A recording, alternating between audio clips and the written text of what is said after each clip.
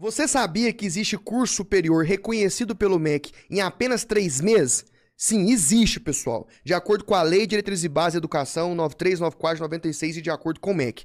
Basta ter nível médio completo, que você consegue fazer o curso superior sequencial de gestão em segurança pública e privada. E com ele, você pode prestar qualquer, eu vou repetir, qualquer concurso público que exija nível superior completo em qualquer área, sem exigir graduação ou diploma. Concurso de polícia militar, polícia civil de alguns estados, polícia penal, bombeiro militar, guarda municipal, concurso de prefeitura, técnico administrativo, qualquer concurso. Ficou curioso? Tá achando que é golpe? Não tá acreditando? Clica aqui abaixo agora e sabe mais que eu vou te explicar.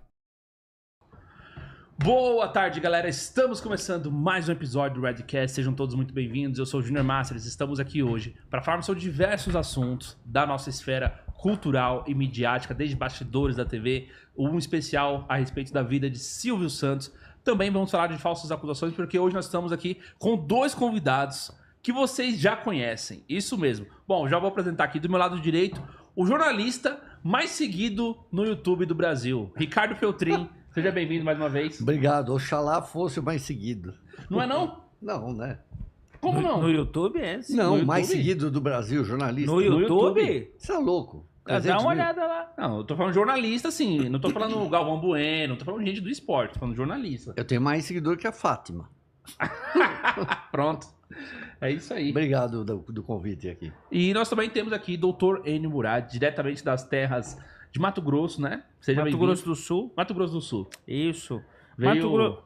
Vim aqui prestigiar o programa mais uma vez. Muito obrigado pelo convite. Tratar de assuntos de interesse nacional. É isso Redcast sempre em sintonia com aquilo que a população quer ouvir. já tem o quê? Uns 5 meses, né? Você veio aqui a primeira vez. A primeira vez.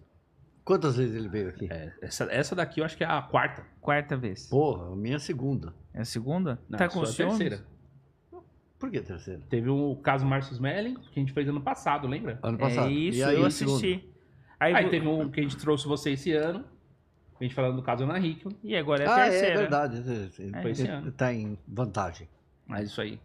Bom, galera, vamos começar, beleza? Deixa o like, se inscreva aqui no canal quem não tá inscrito, tá certo? Aproveite para fazer parte aqui do Redcast. A gente tá muito forte, né? A nossa agenda aí com episódios todos os dias. Eu já quero falar para vocês o nosso patrocinador.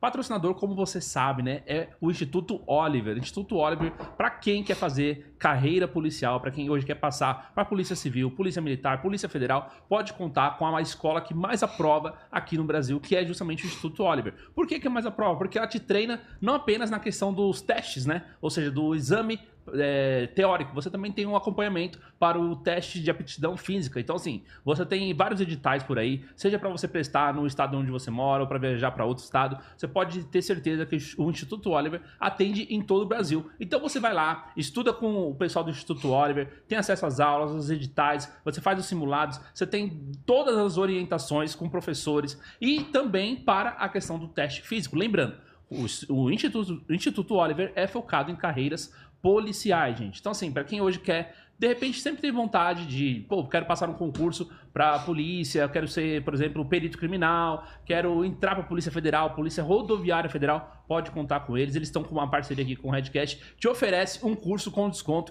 Basta você fazer o quê? Acessar aí no QR Code que estava no cantinho da tela, beleza? Instituto Oliver. E você também, né, por exemplo, tá aí no computador, etc. É só clicar no link da descrição que tem aí Instituto Oliver, vai te possibilitar prestar para todos esses concursos com muita, enfim, com preparação, com muito sucesso, para que você possa atingir seus objetivos. Quero agradecer, então, o Instituto Oliver, ao pessoal lá da equipe que eu conheci quando estive em Uberlândia, e eu tenho certeza que você também vai gostar. Beleza, rapaziada? Bom, é isso aí. Muito obrigado, valeu, Instituto Oliver, e a gente pode começar com o nosso bate-papo aqui. Beleza? Bom, gente, a gente tá, sabendo aí, né, que o Dr. Enio já soltou lá no Instagram dele, a gente tá tendo uma verdadeira pandemia de falsas acusações, na verdade. Você acha que isso tende a piorar ou a melhorar como um todo? Inicialmente, eu quero aqui deixar registrado que no ano passado foram expedidas 620 mil, por volta de 620 mil, 2020, 2017. 617 mil medidas protetivas. E nesse ano, ainda não terminou o ano, já estamos aí com 500 mil medidas protetivas. É claro que a tendência é piorar. Nós estamos vivendo uma verdadeira pandemia misândrica de expedição de medidas protetivas. Porque é evidente que não existe 500 mil homens nesse momento agredindo mulheres. Isso não é verdade, né? Que no ano passado nós identificamos aí 620 mil agressores. Isso não é verdade. Embora estejam sendo emitidas essa grande quantidade, quer dizer, em 2 anos supera 1 milhão de medidas protetivas, 1 milhão de pessoas que estão sob medidas de sanções administrativas e penais, restringindo o seu direito de ir e vir. Então a tendência é aumentar. Se não houver um movimento dos homens ou das mulheres que têm familiares vítimas do golpe Maria da Penha, a tendência é aumentar. Por quê? Porque nós vemos os homens acanhados em defender a causa no sentido de que haja uma investigação mais profunda, de que não fique só a palavra da vítima nesses casos. Então eu acredito que a tendência, em razão da omissão do próprio homem de lutar para que isso mude, porque nós não vemos grandes movimentos. O canal Redcast e outros canais, eles defendem e sempre trazem essas pautas no sentido de acusações falsas, o lado do homem. Uhum. Só que é uma minoria. Não tem muitos canais igual o seu.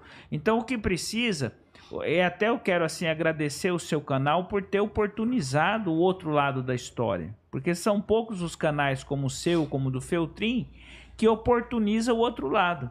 Então fica só a versão da mulher. Então eu acredito que se não houver uma mobilização nacional, e aqui nós estamos no mês de agosto completando 18 anos da Lei Maria da Penha, e eu sugiro que seja criado o Agosto Vermelho, como um símbolo de que os homens estão passando por uma situação crítica e grave de falsas acusações.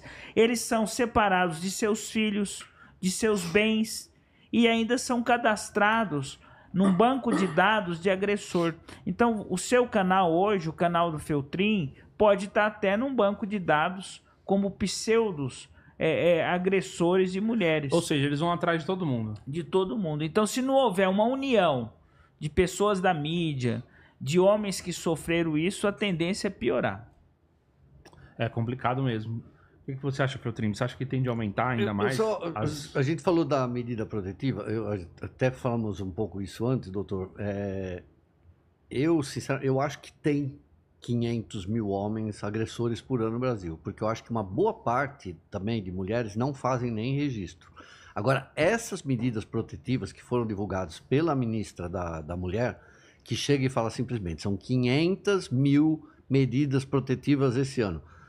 E ela não explicar que isso é apenas a mulher indo lá e falando para a polícia e abrindo aquele registro, e não falar o que aconteceu com essas denúncias, e o senhor está vendo, o Júnior, a quantidade de falsas acusações. Então eu não duvido, porque assim, a mulher agredida na periferia, ela não está nesse número, ela não está nesses 500 mil. E não tem nada sendo feito dentro da Lei Maria da Penha ou do Ministério da Mulher para proteger a mulher da periferia da agressão. É só a branca, rica, ali da Zona Sul. Mas eu ainda entendo que não é um número tão grande, porque se nós admitirmos que existem, por exemplo, no ano de 2023, 600 mil agressores, é realmente uma pandemia, é uma doença. E eu não acredito que a sociedade brasileira, os homens, estão cometidos de uma doença tão grave.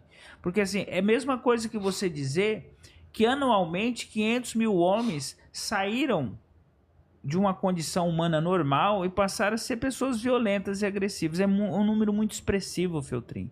Nós não estamos falando de 50 mil, de 100 mil. Meio milhão. É meio milhão em 2 anos, 1 milhão. E 100 mil pessoas. 100 mil. Nós vamos fechar esse ano talvez com 1 milhão. milhão. 1 milhão e meio nos dois. Então assim, eu não acredito que exista no Brasil uma pandemia de agressores. O que existe no Brasil é um excesso de acusações falsas e, como pesquisas que já foram divulgadas, fica entre 80% e 90%. Teve uma cidade, Bauru, que 90% 98, né? das acusações eram falsas. Isso foi feito o levantamento por juiz. Por juiz. No Rio de Janeiro soltou uma pesquisa de uma juíza que foi muito criticada, que 80% das acusações eram falsas. Agora é isso? Ela soltou essa pesquisa no ano passado e foi muito criticada. Então, e houve, do ano passado para cá, e eu cito o episódio do caso Ana Hickman como um paradigma, do ano passado para cá houve uma explosão de medidas protetivas. Depois de dezembro? Depois de novembro. Ah, verdade. Houve uma explosão de medidas protetivas que aumentou muito o índice do ano passado. Mas isso também não pode significar que está dando coragem para umas mulheres? É claro que há um encorajamento. Só que enquanto não existir punição severa para as mulheres que fazem as denúncias falsas, a tendência é aumentar. Por quê? Porque está dando lucro. Porque dá lucro para quem? Dá lucro para a mulher que usa a medida protetiva como forma de extorquir o homem. Ou de pegar os seus bens. De pegar os seus bens, a sua casa. Nós temos diversos exemplos que a mulher se apossa de um bem. Porque no Brasil, um bem, por exemplo, que é herança, ele mesmo você casando, ele não se comunica. Certo. Então, eu tenho um caso, por exemplo, de uma casa que o homem recebeu por herança e a mulher está morando na casa em razão da medida protetiva. Então, assim, a medida protetiva, ela está fazendo até que o homem seja expropriado dos seus bens. Do seu próprio bem. Quer dizer, contrário a todo o direito. Mesmo quando é herança. Mesmo quando é herança. Porque enquanto está na vigência da medida protetiva, a mulher alega que aquele é o único lugar que ela tem para morar e o homem que se vire. E quem paga o aluguel? E quem paga o aluguel? E olha que eu vou te dizer uma coisa. No caso, por exemplo, se é uma casa alugada, o homem pode parar de pagar o aluguel se não houver determinação judicial. Mas se é uma casa própria. E ainda tem uma decisão do Superior Tribunal de Justiça no sentido que se há uma medida protetiva e o homem fica na casa da mulher, ele não pode cobrar aluguel dela. Como assim? Porque se você tem um divórcio, vou dar um exemplo para você. No caso da Ana Hickman, ela mora na mansão, certo? Mora em todas. Mora na mansão, o Alexandre mora num apartamento que a justiça determinou que ele o ocupasse. Entretanto, ela mora numa mansão e se não houvesse a medida protetiva, o Alexandre poderia receber 50% do aluguel que custaria compensatório. Um aluguel de uma casa daquela passa dos 50 mil por mês. 50 mil. Uma casa perto, com 10% do tamanho da dela, foi alugada por 20 mil no mesmo condomínio. Então, assim, é uma casa de um aluguel superior a 50 mil. Se não houvesse a medida protetiva, o Alexandre teria direito a uma restituição desse aluguel. E não tem. Não, porque a medida protetiva proíbe que o homem cobre aluguel da casa. Porque se eu tenho uma propriedade... Mas se fosse o contrário, se fosse ele? Aí ele teria que pagar o aluguel. Então aí fica mais um incentivo para a mulher denunciar o homem falsamente. Porque é um incentivo financeiro, no fundo das coisas. Ganha uma casa, sem ter que pagar nada. Né? Um incentivo, eu estou falando, a mulher, um dos motivos que hoje ela usa a Lei Maria da Penha, e o que eu intitulo de golpe Maria da Penha, ela usa para quê? Para tomar residência, para conseguir pensão, para conseguir indenização. E como existe, em primeiro grau, a palavra da vítima prevalece, então até explicar isso, até justificar, já deu 2 anos e a pessoa está morando de graça numa casa que ela não contribuiu com nada para poder adquirir. Explica de novo, doutor. Casamento com separação total de bens. Mesmo se for com separação total de bens. Se a mulher acusar, ela fica na casa. Se ela pedir. Claro que vai pedir. Então, o que a mulher alega? Não tem onde morar, ela é vulnerável, o agressor que se vire. Então, assim, só que no direito civil, patrimonial, se você é no regime de comunhão parcial de bens, metade, metade. Se é no de separação total de bens, não comunica.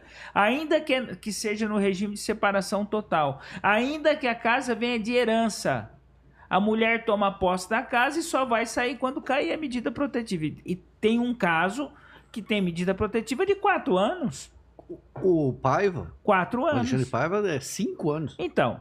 Olha o absurdo que hoje nós vivemos. Por isso que eu falo que existe uma pandemia de medidas protetivas e elas estão consubstanciadas na tentativa do lucro fácil, do dinheiro fácil. Um exemplo que eu quero citar aqui é da garota de programa. Então a garota de programa, a profissional de sexo. Isso é um Certo. caso do senhor. O senhor está Um caso defendendo. concreto, um caso bom. verdadeiro. Uma profissional do sexo, ela foi contratada para passar a noite com o meu cliente. Ela foi pro apartamento dele, o apartamento próprio que ele adquiriu, ele não namorava ela, ele só viu essa mulher uma vez na vida. Numa boate, levou para casa, chegou em casa no meio da noite, ela ligou para a polícia e disse que foi agredida por ele. Ele estava dormindo, embriagado, a polícia entrou, invadiu a casa, prendeu ele em flagrante por falsa agressão. Ele ficou... Por agressão. Por agressão. Ele ficou alguns meses preso, Meses. 3 meses preso, mesmo sem prova nenhuma. E aí depois ele conseguiu sair do cárcere por meio de um habeas corpus no Tribunal de Justiça do Estado de São Paulo. Entretanto, ela ficou na casa porque ela pediu uma medida protetiva e disse que ela estava vulnerável e não tinha onde morar e ela era suposta namorada dele. Não houve investigação, não houve inquérito. E ela tá morando já há mais de 6 meses, quase 8 meses, na casa dele, sem Quem pagar paga o nada. condomínio? Tudo é ele. E hoje ele mora num hotel de 5ª categoria, enquanto a mulher dele mora no Jardins. Na A casa mulher dele. dele não, a garota de programa tá morando no apartamento dele. Então, assim, a Lei Maria da Penha hoje está sendo usada como instrumento de extorsão. Esse é o principal ponto. O segundo ponto é como instrumento de vingança. E eu tive um caso que aconteceu comigo. Alguns anos atrás, eu fui acusado falsamente por ter ameaçado e agredido uma mulher. E por quê? Porque eu terminei a relação... Sua namorada. Minha namorada. Eu terminei, não morava comigo. Eu terminei a relação. Ela ficou revoltada, foi na polícia e me acusou falsamente. Eu demorei 6 meses para comprovar minha inocência e tive que recorrer ao Superior Tribunal de Justiça para conseguir derrubar minha medida protetiva. E foi a partir de então que eu comecei a ser um especialista no golpe Maria da Penha. Por quê? Porque eu, como advogado, sem ter agredido, sem ter xingado, porque não tinha nenhuma prova contra mim, sequer de eu falar para ela que o batom dela estava da cor estranha. Eu não tinha nenhuma palavra contra ela, nenhuma ofensa, e eu tive como advogado experiente 6 meses de medida protetiva. Aí, a partir de então, isso já ocorreu há uns 3 anos, eu me tornei um especialista em Maria da Penha. O senhor processou ela? Eu não processei ela porque eu não quis continuar com isso. Mas, Tá vendo? Isso também não motiva os homens não fazerem. mas ela se declarou dentro do processo que estava mentindo e recuou. Então eu não precisei ir a uma via mais profunda com ela. Foi rápido também, no Não, caso rápido, do senhor, 6 meses? Rapidíssimo. Mas para uma pessoa que é inocente, isso é uma data sem fim. E o nome do senhor está lá naquele cadastro Eu estou no cadastro nacional dos supostos agressores, eu não consigo tirar o meu nome de lá. Então, o meu nome foi manchado de forma indelével. Indelével é aquilo que não se apaga. Então, todo homem, e isso é um crime que se faz contra o homem. Com certeza. Todo homem que é supostamente um agressor, seja um canal de televisão ou um canal do YouTube, pode estar no cadastro dos agressores. E esse cadastro, as mulheres têm acesso. Se, por exemplo, você pedir um Uber mulher, ela pode consultar no cadastro e recusar te carregar, porque você está no cadastro de agressor. Uhum. Bom, Então, isso também é uma consequência dessas falsas acusações. Mas assim, doutor Enio, aproveitando essa questão, a gente viu uma reportagem que saiu na Folha chamada A Crise do Flerte, que as mulheres estão dizendo que os homens não abordam mais as mulheres em bares, etc. saiu na Folha isso? Saiu na Folha. Quando? Tem uns 3 meses. É mesmo, a Folha fez uma pouquinho antes matéria disso do Dia dos Namorados. É. Um pouquinho, meses antes, mais ou menos. que ninguém quer. mas- Ninguém aborda as mulheres mais no ambiente de barzinho, balada, Por que essas será, coisas. né? É a Por que será? consequência. E se a mulher estiver embriagada, por exemplo? Supor, embriagada, tipo, bebeu um copo de cerveja, uma caipirinha, etc. Se o cara aborda uma mulher dessa, mesmo e se ela quiser ir com ele pra casa dele, igual aconteceu com o seu cliente, pior pro cliente, né? Porque pior aí pra se a mulher fala, não, eu bebi, ela pode falar Dizer que aproveitou da situação de fragilidade dela, mas isso eu já vi casos concretos. Já. Você acha que então é realmente, digamos, juridicamente seguro o homem não abordar mulheres nesse ambiente? Na verdade, como advogado, infelizmente, eu tenho que incentivar hoje que o homem não se aproxime da mulher. Hoje em dia, quer dizer, aquilo que era da época dos nossos pais, eu sou dos anos 70, Tá. né? Você é dos anos 60. Então, na nossa época, o flerte, o namoro, a abordagem, ela era extremamente necessária porque nem tinha rede social. Então, hoje, se você falar para uma mulher que ela é bonita na rede social, ela entender que isso é um assédio, você já vai responder a um processo. Então, esse comportamento de ódio aos homens criado pelas mulheres está fazendo com que os homens se afastem das mulheres, e eu recomendo que hoje o homem não aborde mais as mulheres como antigamente. Então, é uma espécie de fim do romantismo, fim da paquera, né? Porque o homem hoje ele tem que tomar cuidado até para entrar no elevador com a mulher. Com certeza. Olha, eu já falei isso várias vezes. Eu entro no elevador, Júnior, tem uma mulher dentro, eu olho para o chão, eu viro de costas e eu olho para o chão. Eu estou numa escada rolante, tem uma mulher na minha frente, eu viro de lado, eu não olho. E outra coisa que o senhor falou, tem um caso clássico que aconteceu, faz 6 meses, acho que no Rio Grande do Sul, o cara mandou um beijo para a moça, ele está sendo processado por importunação sexual. Daí vai falar o quê? Que é que eu vá me aproximar de alguma mulher, você entende? É isso que você falou, por exemplo. A mulher tomou um gin lá, ela quer ferrar tua vida, acabou tua vida. Ela pode fazer isso até sem você beijar ela, imagina beijando. Sem beijar, sem nada. Houve um desequilíbrio muito grande do sistema. Mas eu continuo insistindo em dizer que a culpa é dos homens. Por quê? Porque uma parte dos homens realmente abusaram do direito.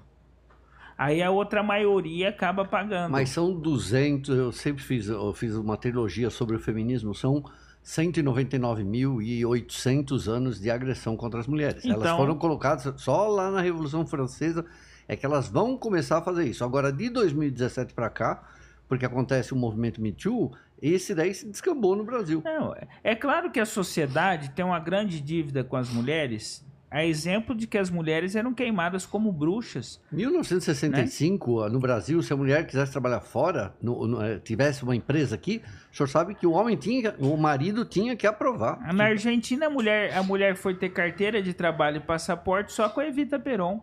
Não tinha nem passaporte, nem carteira de trabalho. Na Inglaterra também, até 65, para a mulher trabalhar fora, para ter uma empresa, Então, tinha que pedir autorização. É claro que existe uma grande dívida da sociedade com as mulheres, com os negros, com as minorias. Isso é fato. Só que houve uma inversão muito grande.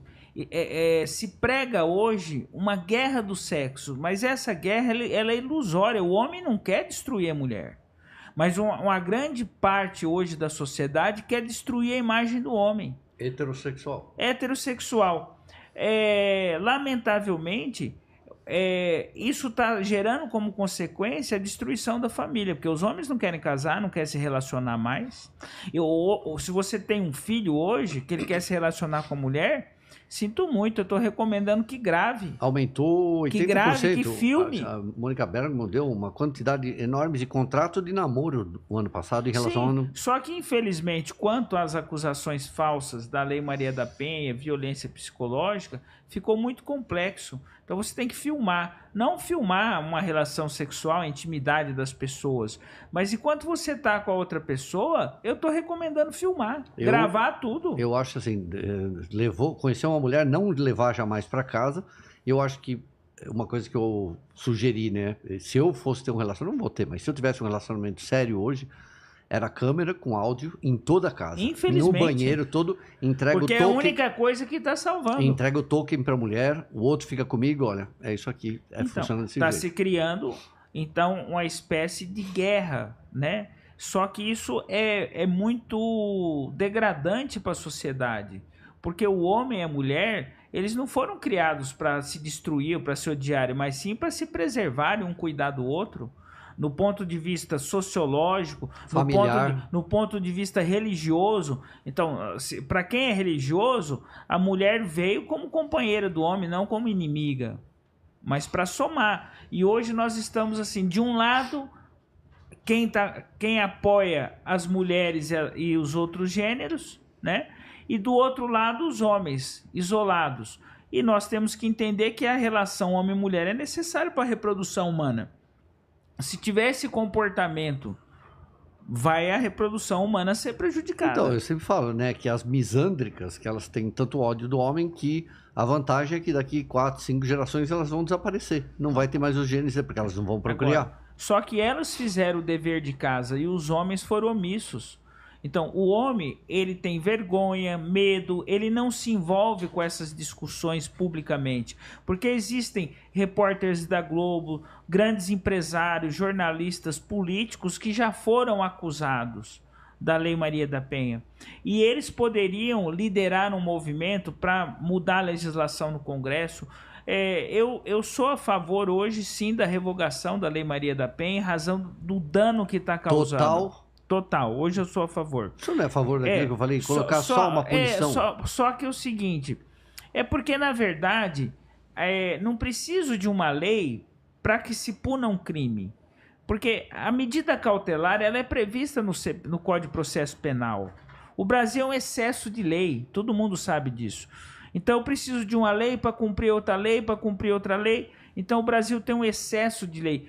Ameaçar, ferir, medidas cautelares, tudo é possível sem a Lei Maria da Penha. Só que a sociedade entendeu que tinha que ter uma lei específica, teve um estudo da Organização dos Direitos Humanos e toda uma situação. Nós temos uma lei específica. Essa lei específica, ela contraria o direito, ela contraria tratados internacionais e ela está criando uma pandemia de falsas acusações e de problemas jurídicos. Você imagina 1 milhão de processos em menos de 2 anos, o custo disso para o Estado. Entendi. É um custo, é um custo bilionário para o Estado, sem falar no custo social. E além da questão financeira, a mulher usa a Lei Maria da Penha para afastar o pai do filho.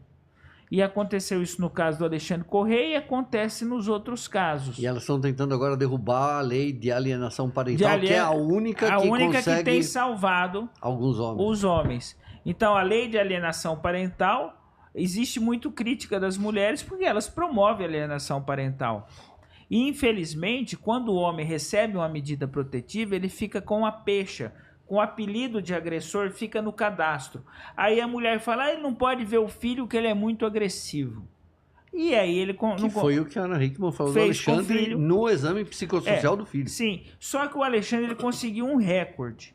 E eu tenho ouvido isso de muitos clientes meus. Eu tenho cliente com 7, 8 meses sem ver o filho. E o Alexandre, em 52 dias, nós conseguimos que ele tivesse acesso ao filho. Mas o senhor teve que ir em organismos internacionais. Eu tive que fazer boletim de ocorrência na polícia de Itu. A Ana Hickman fala que nunca praticou alienação parental contra o Alexandre. Só que mesmo de posse de uma ordem judicial para ele ver o filho, ela não cumpriu. E não aconteceu nada com ela. E não aconteceu nada com ela. Nós fomos na delegacia de polícia de Itu, registramos um boletim de ocorrência por descumprimento de ordem judicial. Inclusive, a delegada não queria registrar, tivemos que insistir muito. Como assim não queria registrar? Ela falou que não era necessário, que não era conveniente e não queria registrar. Era a delegada. A delegada. Mas a delegada pode dizer isso? Não pode. Só que aí eu peguei e disse para ela, olha, se a senhora não registrar o boletim, eu vou representar contra a senhora. Ela registrou, mas também não tomou nenhuma providência. Aí eu procurei a polícia militar, não me atendeu, porque eu tinha uma ordem judicial para ele ver o filho e ela não cumpria. Aí nós entramos no Conselho Tutelar, na organização. Quando eu protocolei uma petição na Comissão Internacional dos Direitos Humanos, 24 horas depois ela entregou o filho. E o Conselho Tutelar não fez nada também? Também fez. O Conselho Tutelar funcionou e a Ana Hickman teve que comparecer no Conselho Tutelar, foi repreendida, inclusive fez um curso lá de alienação parental. Eles fizeram um curso? Fizeram, ela teve que participar de um curso sobre o que Essa é novidade, não sabia não. Alienação parental. Ela participou, sim. Não, nem sabia que chama Conselho oficina, Tutelar chama você para participar de um curso. Mas aí o judiciário... O Conselho Tutelar faz você fazer, faz às vezes alguém, o pai ou a mãe, fazer até tratamento psiquiátrico. Isso. Eu tenho na minha família. E nesse caso, ela teve que participar de um negócio que chama Oficina dos Pais. Oficina dos Pais. Onde presta as orientações sobre a questão da alienação parental. Então, a medida protetiva, tem causado um dano muito maior à sociedade, porque nós não temos índices claros, objetivos de quem agrediu, de quem não agrediu. E ainda vem uma ministra soltar dados a esmo. Aí, né? Porque essa denúncia que você falou aí da garota de programa, tá no meio dessas denúncias aí. Tá no meio. E a mulher só viu o cara uma vez na vida. Só uma vez na vida. Então, assim, se a gente tá vendo que não é seguro muitas vezes. Você pode tomar uma falsa acusação da sua esposa, De da uma namorada, garota de programa. e de uma garota de programa, ou seja, de uma tanto faz mulher que agora. você encontrou uma vez na vida. Uma vez. Então, o que existe de fato no Brasil hoje é uma pandemia, é um vírus, tá espalhando pela sociedade um número expressivo de processos falsos com o objetivo de extorsão financeira, de alienação parental e de vingança. O que nós chamamos de pandemia do golpe Maria da Penha. Porque isso é repetitivo. Nós estamos com índice aí de 80% de acusações falsas. Isso a ministra não falou, né? Isso a ministra não falou sobre o verdadeiro índice. Então, existe hoje uma cegueira, né? Uma miopia geral da justiça quanto à dignidade do homem. Porque quando eu mando para a cadeia um homem inocente, eu estou ferindo o princípio da dignidade da pessoa humana. Claro. É muito sério isso. Ir para o cárcere uma pessoa inocente é a mesma coisa que voltar aos porões da ditadura. Então nós estamos vivendo hoje a chamada ditadura da toga. Ditadura de gênero. E da toga. Porque hoje os juízes eles têm um poder muito absoluto. Então até você reformar uma decisão dessa, o Superior Tribunal de Justiça entende, o STF, Supremo Tribunal Federal, que não é possível mais só a palavra da vítima para manutenção de medidas protetivas e de condenações, né, de acusações com base na Lei Maria da Penha. Só que o juiz aqui da maioria aqui do estado de São Paulo não segue esse entendimento. Então, até você chegar nas cortes superiores e a maioria dos homens que não tem recurso para pagar uma advocacia de alto nível, sequer vai para o Tribunal de Justiça, ele não tem condição de recorrer. Não é todo advogado que vai conseguir alcançar as cortes superiores, ainda mais se a pessoa não tem condições de pagar. Atuação em Brasília, atuação nas cortes superiores. Então, o homem ainda precisa ter dinheiro para resolver isso. E muitas vezes ele está com o dinheiro bloqueado, está sem acesso à casa dele, está passando por hipossuficiência. Ele pode perder o emprego, afinal de contas, quem vai dar trabalho para um agressor? Para um agressor não dá. Quando se torna, sei lá, conhecido no entorno dele ali, fica difícil. E outra coisa, de tudo o que a gente está vendo, eu vi uma notícia, a matéria diz que pela primeira vez o Brasil supera o número de solteiros perante o número de casados. Então a gente tem, no Brasil existem menos pessoas casadas do que outras solteiras. Então acho que isso vai inviabilizar o casamento. E é o menor número de casamentos também. Então as pessoas também já não estão casando, né? Não estão casando, não querem se relacionar em razão de uma pandemia. Quando existe uma pandemia, você tem que evitar o contágio. E o contágio, como que você vai evitar? Não pode contactar com mulher. Então, na linguagem coloquial, o verdadeiro tiro no pé, né? Porque, assim, as mulheres não pensaram na devolução disso no médio e longo prazo. Porque hoje, o homem, quando ele é acusado, ele já ganha o título de agressor. Então, isso é uma pandemia. Enfim... Vez ou outra a gente vê os vídeos que as mulheres falando que os homens não chegam, né? Tem essa matéria aí que eu falei que saiu na Folha, crise do flerte. E o que eles falavam? O que falava a matéria? Falava justamente isso, que assim, algumas mulheres elas gostam da abordagem à moda antiga. Então assim, tem o aplicativo, tem o Instagram, tem as redes sociais como um todo que conectam pessoas Tinder. ali.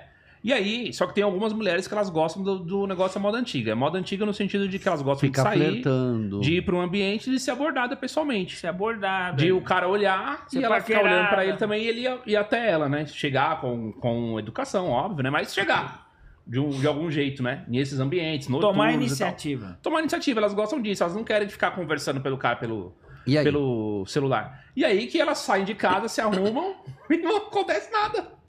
Aí ela vai pra um lugar, o cara não chega, ou às vezes ela chega a dizer que o cara fica olhando pra ela, mas não toma atitude, né? Então não acontece nada, na verdade. A outra coisa que é o efeito disso são as mulheres com filhos.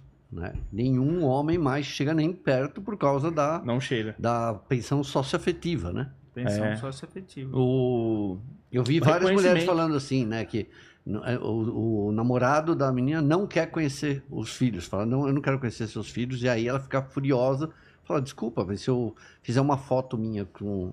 Eu contei uma história aqui, né? De um cara que me contou que ele começou a sair com uma garota da empresa. Ele não era chefe dela.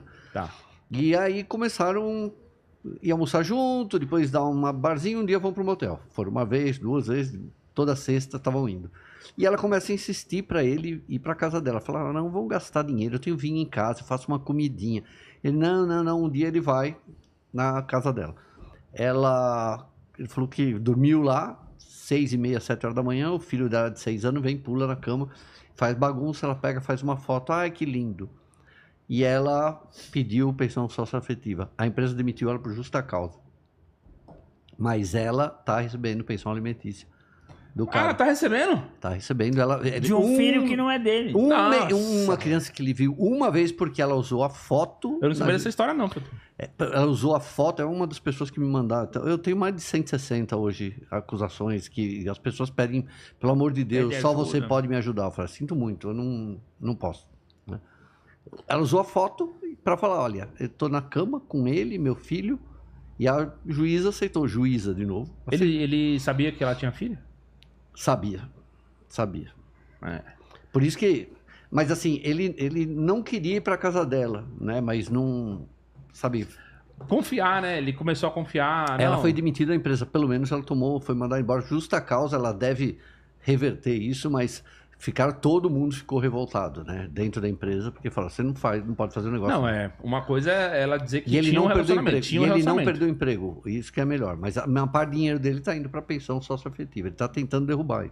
É possível a gente ver, por exemplo, que o aumento das ações de reconhecimento de paternidade tem aumentado no Brasil, né? São, inclusive, 5 mil só esse ano.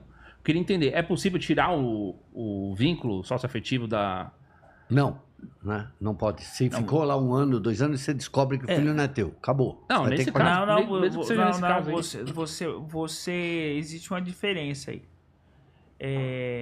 Por exemplo, não existe, é uma legislação nova, né? E que ainda não tem uma jurisprudência firmada. Só que existem casos que a paternidade é excluída e não se paga mais pensão. Né? Por exemplo. Mas às vezes não há convivência. É que nesse caso... é a convivência. Por exemplo... Esse cara não conviveu com aquela criança, ele viu ela durante 5 minutos. Só que esse tem que ter convivência. Só que aí o processo nem sempre funciona cumprindo o devido processo legal. Tem que provar dependência e convivência. Num caso que eu tenho, ele nunca conviveu com a filha. Nasceu a filha, né? Só que ele descobriu que é de outra pessoa, e nós fizemos o exame de DNA e foi desonerada a pensão alimentícia, mas nunca houve a convivência. A convivência que cria o vínculo. Se teve convivência, só daqui 5 anos você descobriu que o filho não é teu, danou-se. É por causa da convivência em razão da nova legislação. Né? Antes, como que era? Porque aí era excluída a paternidade e pronto. Não tinha que pagar nada. Então isso criou um imbróglio novo. Né? Então, a pensão socioafetiva. Socioafetiva, porque aí não se precisa nem comprovar a paternidade. Tá bom, se o cara fala assim, mas eu não gosto dessa criança, eu não tenho relacionamento, então não tem jeito. Tá fazendo aí vai ser acusado ainda de criançofobia. O pessoal tá comentando aqui que tem cada caso bizarro que aparece, né? E a gente tem visto aí alguns casos de de homens sendo presos, né? Homens pagando pensão e de homens perdendo realmente bens porque não conseguem reaver e etc. Vocês acham que, tipo, sei lá, qual o caminho disso tudo? Qual que é a solução para... Você falou de criar um movimento, de criar uma união entre os homens. Eu acho que é extermínio da humanidade e começar tudo de novo. Vai começar tudo de novo? Mas isso Você é um revolucionário, um anarquista? Você é um anarquista? Não, eu sou um fatalista. Você acha que em todo o país também tem um pouquinho desse lado misândrico? Em todo o país? Não, a diferença de um país, com todo respeito ao Brasil, que é um país maravilhoso, até porque nós somos brasileiros, a diferença do país do primeiro mundo para um país que não é de primeiro mundo? É que no país do primeiro mundo o sistema funciona. Então lá uma falsa acusação é tratada de uma forma muito mais severa. Nos Estados Unidos da cadeia. É, em todo lugar. Então assim, o problema é que o sistema do primeiro mundo funciona, então não é em todo o país. Quando você vai diminuindo a cultura, aumentando a pobreza, piora o cumprimento da lei. Exemplo da Venezuela. Alguém cumpre a lei na Venezuela? Não. Não, até alguém pode se opor ao líder venezuelano, vai preso.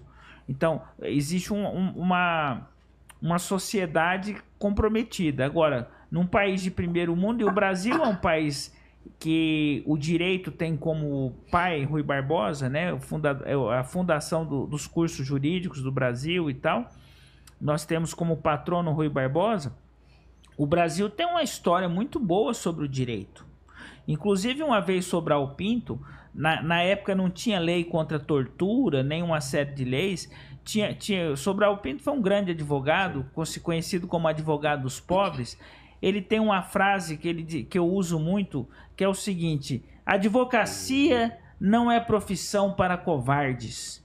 Então, Sobral Pinto, ele advogava muito de graça para pessoas perseguidas. Então, uma certa vez, e era para soltar o Prestes, Carlos Prestes. Carlos Prestes. O Carlos Prestes estava sendo maltratado, torturado. Ele usou a lei que defendia o cavalo, os animais, para soltar o Carlos Prestes, dizendo que nenhum animal poderia ser... Tinha uma lei que defendia os maltratos do animal naquela época, mas não... E ele usou: nenhum animal pode ser tratado dessa forma. Então, assim, precisa a sociedade brasileira, os homens e as mulheres de bem que são contra isso, que são muitas, tem muitas mulheres contra isso, muitas. Graças a Deus. Precisam se unir, formar movimentos para que busque o legislativo, os senadores, para que... Porque o que o movimento feminino fez? O movimento feminino, ele visita o Congresso Nacional, ele visita os ministérios, ele monta palestra junto com juízes e promotoras. Elas dão palestra. A advogada do Marcos Melli fatura uma grana só dando palestra na CGU, agora, Ministério Público, os TJ. homens, eles preferem se esconder. Então, tinha que ter um homem igual o Neymar patrocinar uma causa dessa. É que é muito complicado, e eu tenho sido acusado, o Feltrin já foi. Sou. Né? Porque quando você defende que não se deve apoiar falsas acusações... Você já é um agressor. Nós somos acusados de agressor. Então, defensor de agressor. É defensor de agressor. Então, se não houver uma união dos homens, uma busca política, porque é a política que manda na sociedade, a política e o metal, o mundo capitalista, nós vamos passar por uma pandemia muito maior. Por quê? Porque está funcionando. Porque pode não funcionar durante um período longo, mas a médio prazo a mulher consegue expulsar o homem da casa, impedir ele de ver o filho. Quanto tempo demora um processo de falsa acusação do começo ao fim, doutor, em média? É que se você for recorrer até o Supremo Tribunal Federal, um processo no Brasil pode demorar 10 anos. 10 anos. E esses casos hoje de falsa acusação vão chegar no Supremo? Pode ou não chegar, depende de recorrer. O problema é que o homem ele se acovarda, porque ele já está tão escaldado do problema que ele não quer nem ouvir falar. Então o que acontece? Quando um homem se livra de uma medida protetiva, ele não faz representação. Ele não quer nem ouvir falar mais do assunto, porque aquilo já cansou, já machucou. Então houve um acovardamento. Só que o caso do Alexandre, ele trouxe, porque o Alexandre é uma pessoa que se comunicou, que falou sobre isso, que enfrentou de peito aberto toda a situação, trouxe um grande número de pessoas que estão se manifestando. O canal como o Redcast, você que traz a versão do outro lado da história, a doutora Jerusa, que é uma defensora das mulheres, mas que também defende as falsas acusações. Que ataca, né, contra, e ela foi agredida, né? Então, assim, se não houver um movimento dos homens no sentido de conscientização da política e também criação de cartilhas para enviar, porque, por exemplo, você pegar um exemplo de uma medida protetiva que destruiu uma família e mostrar isso para o juiz, Mostrar isso para a promotora por meio de cartilhas de conscientização, porque muitas vezes lá atrás da sua cadeira fria, lá no tribunal, a juíza, o promotor, ele não tem como enxergar a realidade. Ele não sabe o que realmente aconteceu depois. Mas eles não querem saber também. Promotoria não quer saber. Mas tem que ter um trabalho de conscientização diário, televisão, Mas o senhor acabou YouTube. de falar que, por exemplo, tem 500 mil de acusações esse ano e que não tem promotor suficiente para isso e por isso eles vão soltando Não tem. tudo. Quanto mais processo, menos justiça. Caramba, que complicado. Quanto mais processo, menos justiça. Porque daí ele pega, ele não quer saber. Tem 500 processos para olhar, ele vai soltando e sempre dando ganho E de aí, causa. infelizmente, se criou uma cultura de que o homem é culpado. Misândrica. E isso está enraigado. Isso já está dentro da justiça. Isso é uma coisa de 5 anos, né, doutor? 5, 6 anos que ficou desse jeito, né? É depois do movimento Me Too que piorou. Na verdade, a Lei Maria da Penha, durante muitos anos, nunca foi nem tão lembrada. Assim, Não porque ela era. já tem 18 anos. Não, ela começou a De ser uns lembrada 5 anos pra cá. de 2017 para cá. Exatamente. Sim. Porque não era assim.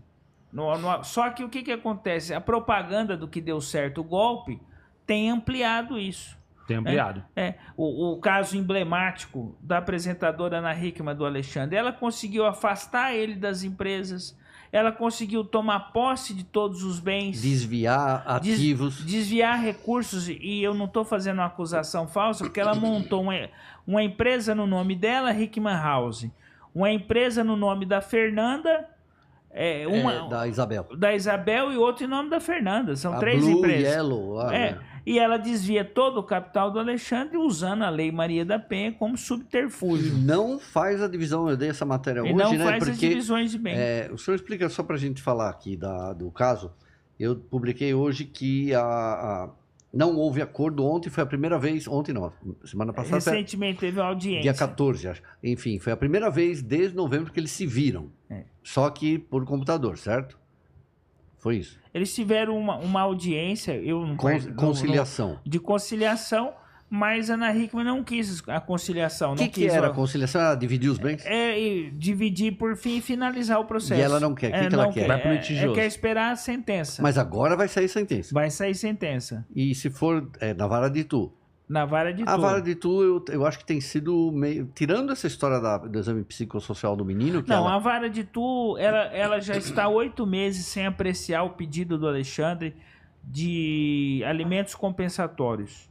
O que são alimentos compensatórios? O Alexandre, até o imbróglio da separação do casal, ele retirava por volta de R$200 mil por mês das empresas. Para pagar as contas da família. Não, mas era a retirada da empresa. E aí, esse dinheiro ele não tem acesso, né? E ela não apresentou os saldos bancários, os extratos, e o Alexandre descobriu, por meio da sua equipe, que ela está desviando esses recursos. Então, nessa parte, a justiça tá bem lenta com o Alexandre. Porque se o Alexandre fosse mulher... Em uma semana já ia receber a parte dele. Uhum. Como é o natural. Né? Porque se vale não pagar o marido, também vale não pagar a mulher. Porque todo mundo tem os mesmos direitos. O que o senhor acha que está acontecendo nesse caso? Porque no caso do Marshmalling é diferente, tudo, eram 8 mulheres, etc. Está tendo benefício de autoridades a favor delas, mas eu nunca vi, doutor, em 33 anos, eu fiz dezenas aí de casos judiciais, eu nunca vi uma pessoa pisotear tanto a lei, a legislação e ter tanto apoio também de autoridades. Porque o que ela está fazendo é inacreditável. Não, coisas absurdas. Tentou prender o marido 3 vezes com acusação falsa e não aconteceu nada com ela. E não foi por falta de medida. E não foi por falta de prova que ela está mentindo. Aquela história dela e do Gelatier lá. Do fura-olho. Gelatier. Fura-olho. Lá de fevereiro. Que eles tentaram prender o Alexandre com um vídeo falso, com... Tudo falso. Forjando. E não aconteceu nada com ela. Esse processo está andando? Está andando. E o que eles queriam, na verdade, aparentemente, é fazer o Alexandre perder a cabeça. E ainda bem que o Alexandre não perdeu a cabeça. Eu entrevistei ele aqui. Com tantas provocações. Eu achei incrível que ele não tenha feito uma besteira muito grande. Só que o que fica claro, e aqui não é uma crítica ao Alexandre, o Alexandre, desde o começo, sempre foi assistido por ótimos advogados. Ele não pode reclamar de nada. Então, assim, o Alexandre é muito bem defendido desde o começo, porque nós conseguimos milagres com o Alexandre que a gente não consegue com tanta gente. Ele conseguiu ver o filho, ele não foi preso, ele tá morando no apartamento dele. Então Quem tá pagando o condomínio lá? Ele que tem que pagar, mas só que foi determinado para Ana Hickman pagar. E ela também não paga. Não tá pagando nem o plano de saúde. Como que tá essa questão do financeiro do Alexandre? Enfim, há muito tempo ele tá sem receber dinheiro Das empresas. É. Não, eu sei. E como que tá essa questão da justiça para acessar esse dinheiro? Falta pouco para ele chegar lá. Essa questão quando dividir os bens, vai envolver dinheiro também? Sim, ele é dono de 50% de tudo. Dos imóveis da família, mais 50% da empresa. Mas ela vai comprar Mas esses 50%. ela esvaziou as empresas. Só que ela esvaziou as empresas, só que a marca ele é sócio também. E a marca tem um valor nominal. Então, assim, o Alexandre, ele é sócio da marca. As empresas, ela esvaziou. Então, hoje as empresas que eram do casal... Não valem nada. Não são todas. Aí que tá o negócio. O casal tem 9 empresas. Só uma tá em dificuldade. Que é a Hickman Serviço. Só uma. Só uma. Porque é estranho que ninguém fala das outras empresas. O óculos continua vendendo, o batom continua vendendo. Ela só entregou dados da Hickman Serviço. Entendeu?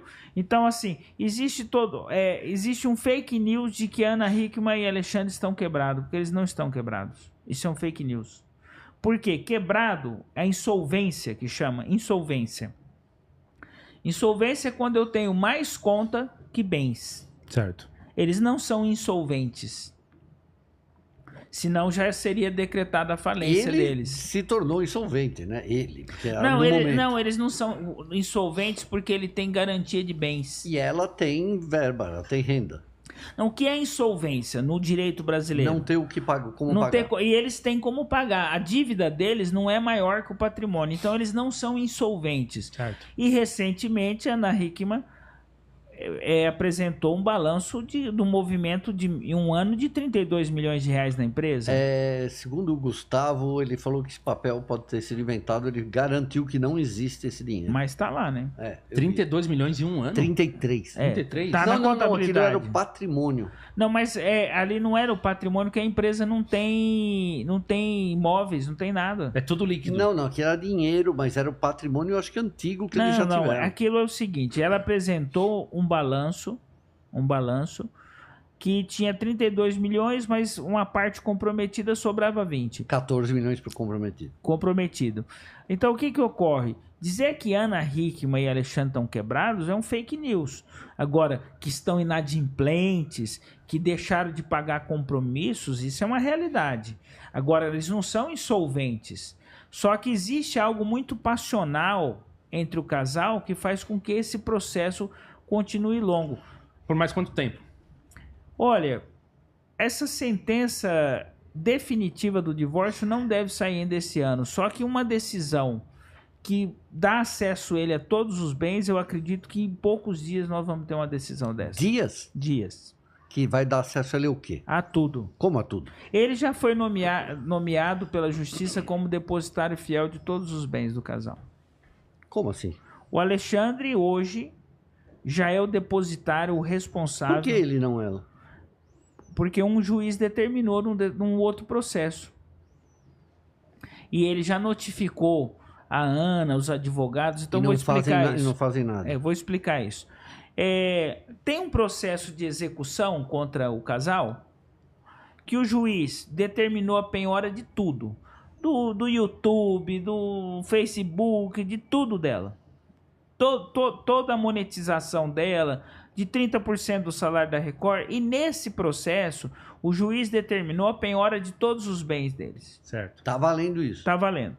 E o juiz disse, olha, eu penhoro tudo e nomeio o Alexandre como fiel depositário. Significa que hoje o Alexandre já é o gestor de todos os bens do casal. Ué, não tô entendendo. Bens imóveis, Bens patrimoniais. Ele poderia... Ele já notificou, por exemplo, a empresa do Calais para pagar aluguel para ele do imóvel que usa. Então, assim, o Alexandre agora está na posição já de fiel depositário dos bens. Mas ele está notificando as empresas de franquia? Inclusive dizendo que ele quer acesso aos imóveis, às empresas, porque ele já é o fiel depositário. Então o Alexandre já teve uma vitória num processo que não tem nada a ver com a separação. Um juiz de um processo específico falou, o Alexandre é o responsável pelos bens. E não pode derrubar isso? Não derrubou, já perderam o prazo. Então o Alexandre agora já tem essa vitória. O que o Alexandre não conseguiu é dinheiro líquido, espécie, né? Nós vimos que a Ana Hickman em um ano gastou 2 milhões de reais da medida protetiva para cá, com despesas particulares, com salão de beleza, segurança, com viagem, e era recurso que era para ser 50% do Alexandre. Ele vai conseguir pegar isso? Ele vai conseguir. Ela alega na justiça lá de Itu que tá quebrada, que não tem dinheiro. Pediu justiça gratuita algumas vezes, Justiça gratuita. Só que ela chega a gastar 100 mil reais com cabeleireiro. 100 mil no quê? No mês? Período. No ano? Ah, no tá. período, não. No ano não. De novembro... 10 meses. De novembro, não menos. De novembro até o mês de junho. 9 meses. 100 mil reais só de cabeleireiro. Aí vai dizer que não tem dinheiro, né? Recentemente ela foi vista num Porsche 911 GT, né? Desde o episódio ela nunca deixou de viajar, foi para resort, foi 2 vezes para fora do país, foi para praia. Então não é um... Mas as contas estavam bloqueadas. As contas bloqueadas. E quem estava pagando? Ela desviou tudo pro nome das irmãs. Então todo o recurso, desde que ela assumiu a empresa, ela pegou o contrato da Record e colocou para uma irmã. Primeiro botou para Hickman House. Aí agora tá passando para outras. As irmãs. Já é a segunda, né? Então ela tá escondendo o dinheiro dos credores do Alexandre por meio de uma fraude patrimonial. Isso tudo não sou eu que estou dizendo, tá dentro do processo, com provas cabais disso tudo. O Feltrin já deu essa notícia. Como que ela consegue tudo isso, doutor? Eu não entendo. Como que as autoridades fazem isso? Porque... Misandria também. Além de existir isso, né? Ela criou um grande fake news contra o marido que todo mundo acreditou, que o marido desviou milhões. Então esse fake news... Bilhões de reais, né? Ela nunca ganhou 1 bilhão de reais nesse período. Como é que ele ia desviar? Pirâmide financeira. Pirâmide financeira. Cadê os vitimados da pirâmide financeira que nunca apareceram? E outra coisa, ela não mostra a saída do dinheiro, porque assim, todos os empréstimos que ela está falando que são falsas assinaturas, todos, sem exceção, caíram na Hickman Serviços. E ela gasta o dinheiro. É fato incontroverso que o Alexandre não desviou recurso. Isso eu tenho certeza. Não roubou, né? Não roubou. É fato incontroverso. É fato incontroverso que ela não foi agredida pelo Alexandre. Não há prova disso. É fato incontroverso também que ela tem mudado a assinatura dela ao longo dos anos. É fato incontroverso que ela juntou provas falsas nos processos. É fato incontroverso que ela estava junto com o fura-olho nisso tudo. É o fura-olho sorveteiro. Tô sabendo. Gelatier. O sorveteiro Gelatier parou, né? Deu uma sumida também, né? Tá na RTV, dando traço agora. De Ibope.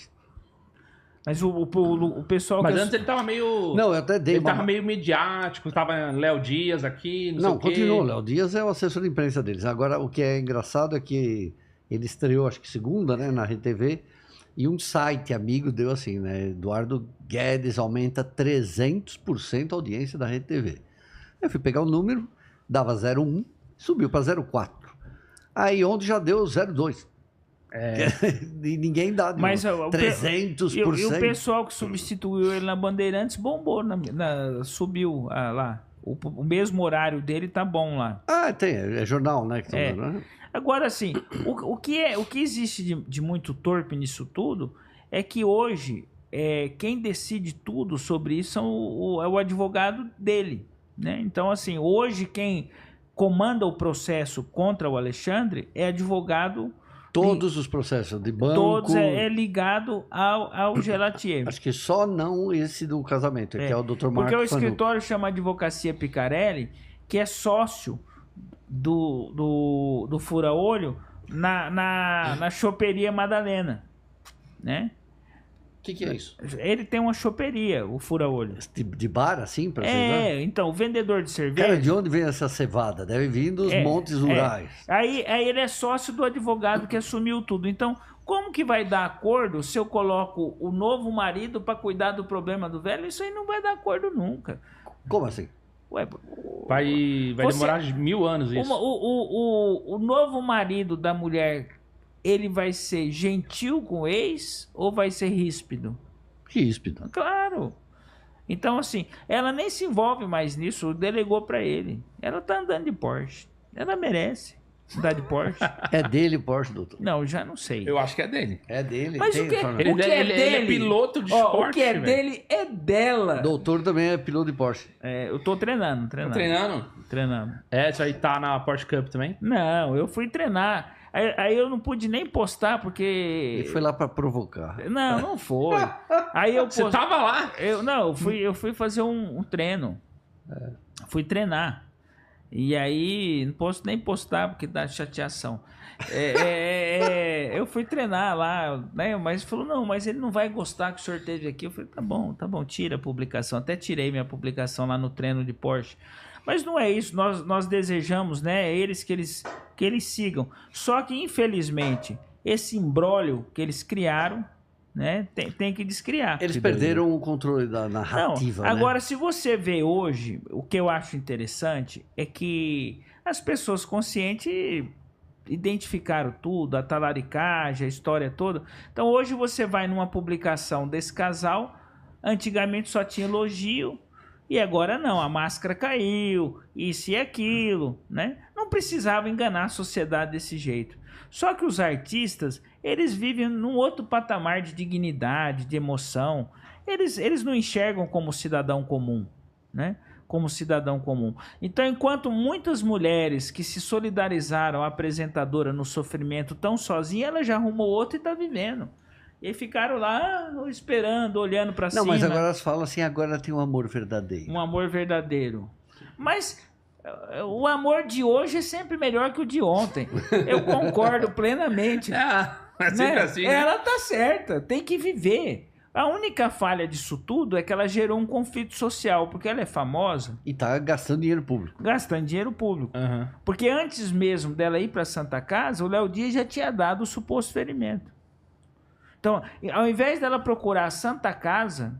Ela procurou um jornalista amigo. O jornalista primeiro. Então, a pessoa, quando é agredida, não vai atrás de jornalista, de aparecer, de festa. E o curioso é que ela né? não acusa ele nunca de agressão até ele assinar o afastamento das empresas. Ali que muda toda a narrativa. Aí ela acusa ele de andar armado, de agredir, de ameaçar o filho. E ele ter assinado esse documento foi, assim, um suicídio jurídico. Não estava com o senhor, né? Não, na verdade eu já estava conversando com ele, mas ele não me contou. Ele confiou. Ele confiou no outro advogado da empresa. Então, porque o advogado falou que se ele O assinasse... advogado dela. Eles tinham um advogado, não vou falar o nome para ele não ficar chateado. Eles tinham um advogado que cuidava de alguns temas da empresa. Esse advogado recomendou ele que ele assinasse. Porque daí ia acabar a história. Porque ele estava sendo massacrado há 6 dias. Entendi. Então falou assim, ó, se você assinar, a gente... Ele ficou com medo de ser preso, assinou e cometeu um erro gravíssimo que ele está pagando essa conta até hoje. Né? Porque ele não teve acesso a recurso financeiro, mas aos bens propriamente dito, ele mora bem, né? Ele mora bem. Como mora bem agora? Claro que ele mora bem. O apartamento dele é maravilhoso. O apartamento onde morava a cunhada. A cunhada, né? A cunhada. Moravam 3 pessoas. Mas não é aquele de 700 metros quadrados. Não, é um pouquinho menor. Mas é um apartamento de classe média alta, de alto nível, de quase 3 milhões de reais. Superior a 2 milhões de reais. Então, se ele está morando bem, isso foi conquista do meu trabalho como advogado, a doutora Diva. Quando eu deixei o caso de estar à frente desse caso e passei o caso para a doutora Diva, para o doutor Sérgio e outros advogados, eu já tinha conquistado a posse do bem, eu já tinha evitado dele ser preso 3 vezes, já tinha acesso ao filho Então, o grande trabalho já tinha sido feito. Então, nós conseguimos que ele tomasse posse, tudo, e eu tenho cliente que está há 7, 8 meses sem poder ir para casa dele. Sobre Maria da Penha, eu não sei se eu concordo comigo, eu acho que ele vai ser condenado. Olha, A chance dele escapar da Maria da Penha, mesmo sem ter prova, mesmo... Eu acredito na justiça, porque eu, como advogado, eu não posso ser descrente na justiça, porque eu vou estar matando a minha profissão. Porque eu não posso acordar de manhã e bater nas portas da justiça desacreditando. Eu acredito na justiça, né? Eu sou discípulo de Rui Barbosa. Quem não luta pelos seus direitos não é digno deles. Entretanto, como existe essa visão misândrica na justiça, e é claro e evidente, ele pode ser condenado, mas se a justiça for feita... Porque, por exemplo, no caso dele... As empregadas negaram a agressão. O filho negou, mas não pode... Ela dizer que um esbarrão na porta é uma agressão... Agressão é um soco. E ainda usar depois a fotinho mostrando o muque com uma machucada. Você viu isso? Então, assim, Vergonhoso. Não houve agressão. O que houve... Foi acidente. Ele não nega, ele falou que ela bateu. Olha... Eu não acredito que houve um acidente, eu acredito que houve uma premeditação, que isso tudo foi planejado. Não foi um acidente, isso. Uhum. Isso foi planejado. Eu sei que ela tentou 2 dias antes, na quinta-feira, fazer, era para ter acontecido na quinta. Então, foi planejado. Só que quem pode imaginar uma torpeza dessa? Né? Foi totalmente planejado, tanto é que 1 ano antes ela criou uma empresa para desviar o recurso. Entendi. Não tem como não haver um planejamento. E no dia que ele supostamente seria preso, ela em seguida já tomou posse da nova empresa. Então era tudo planejado. Só que o golpe falhou, não deu certo. Ele não foi preso. Ele não conseguiu fazer o divórcio pela Maria da Penha. Não conseguiu fazer o divórcio pela Maria da Penha, que ele já teria perdido tudo. O divórcio da Maria da Penha faz o homem perder tudo. É, quando usa tal da violência patrimonial. Ela tentou isso, não conseguiu. Tentou a guarda unilateral, não conseguiu. Então o Alexandre até não é uma grande vítima disso. Porque tem muitos homens em situação muito pior que ele. E até um dia eu recebi um corretivo de um cliente, ele falou assim, olha, fala pro Alexandre agradecer que ele demorou 52 dias para ver o filho, porque eu não vejo o meu faz 3 anos. Entendi. Então, assim, não dá para dizer que o Alexandre é uma grande vítima do sistema, que isso não é verdade, porque ele é uma pessoa que teve acesso a advogados, né? E, faz a diferença, né? E ele, saiu uma matéria aí que eu processei ele, que ele estava me devendo, ele não me deve nada. Eu fiz um acordo com ele de que eu poderia cobrar meus honorários, só que a mídia distorceu, né? Eu tenho que receber pelo trabalho que eu fiz. Então eu entrei com ação para garantir os meus honorários no meio. E ele sabia, não sabia? Sabia de tudo. Eu não entrei sem conversar com ele. Uhum. Porque senão como é que nós vamos patrocinar a causa sem receber? Não, e outra, se o banco está recebendo porque está bloqueando, o senhor tem direito mesmo. Então nós fizemos também um bloqueio nesse sentido, para garantir o pagamento da doutora Diva, dos meus funcionários, de quem atendeu ele. Eu atendi o Alexandre, ele falou no seu programa, emprestei até dinheiro para ele. Então, assim, ele ficou 5 meses tendo meu atendimento, inclusive, às vezes, emprestando dinheiro para ele. Eu quero ver um advogado ter uma postura dessa. Não, você fez certo. Mas eu fiz por quê? Em processar, porque pra garantir, né? Mas... Por que o senhor sabia que não era Por que eu fui atender o Alexandre? Durante todo o período que eu trabalhei com o casal, quase 15 anos, o Alexandre nunca deixou de cumprir comigo. O Alexandre sempre foi um bom administrador, sempre cumpriu com as coisas. Agora, é só o casal Ana Hickman que teve problema no Brasil? Que faltou dinheiro, né? Não, a Americana não fechou? Uhum. Quantas outras grandes empresas fecharam? Então, eles não são imunes a isso. Só que a forma com que esse casal enfrentou esse problema foi uma forma muito desastrosa. E eu digo, e criou um caos social. Por quê? Porque se criou guerras, discussões. Hoje tem milhões e milhões de notícias sobre isso, e vídeos, e gente brigando e se ofendendo.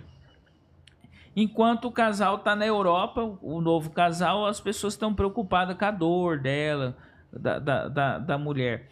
Não menosprezando as agressões, mas no caso eu não vi nenhuma prova de agressão e uma condenação de Alexandre como agressor, para mim será um desserviço para a justiça, porque a justiça vai estar sendo tendenciosa, porque o Alexandre não praticou esse crime. A exemplo da questão do DEIC, das falsificação, nunca vi um inquérito durar tanto, né? Mesmo com tanta e não prova, consegue né, doutor? provar nada, e não prova né? nada. Bora falar do Silvio Santos? Vamos. Eu queria que a gente começasse falando sobre a criação do Silvio Santos.